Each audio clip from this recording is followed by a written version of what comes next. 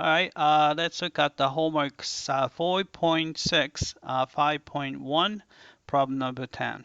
All right, so let's evaluate this indefinite integral. All right, first we need to combine these two. All right, so x is the same thing as x to the first power, so you have a 1. All right, then you have x to the fourth power, so it's going to be a fourth power. But you have the fifth root, so that's going to be a 1/5 power. Right?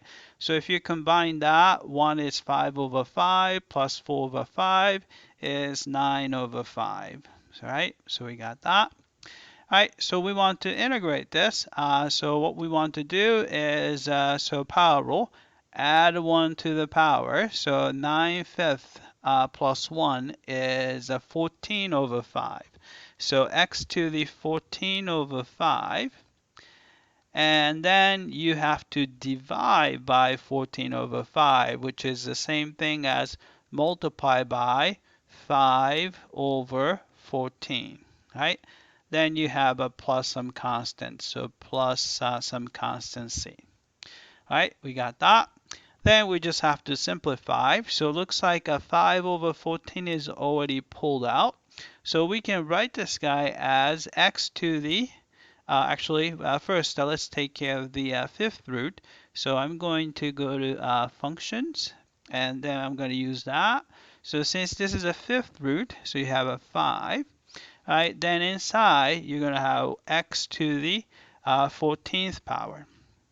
All right, but the x to the 14 is going to be 5 plus 5 plus 4. So I'm going to actually write it as 5 plus 5 plus 4, right?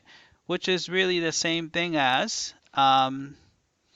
So you have an x to the fifth times x to the fifth times x to the fourth, right? So here, if you apply fifth root to x to the fifth, so just going to be x. So I'm going to just pull out the x, and then you can get rid of this guy right here, right? So here, oops, right? So we have that, and if we apply fifth root to x to the fifth again, we can put another x out, so it becomes x squared outside, and then we can just to get rid of this guy there. Oops, sorry.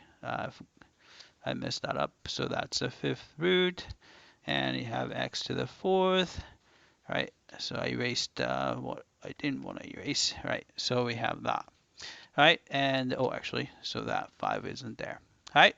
So we can actually pull out the x squared, then fifth root of x to the fourth power, right?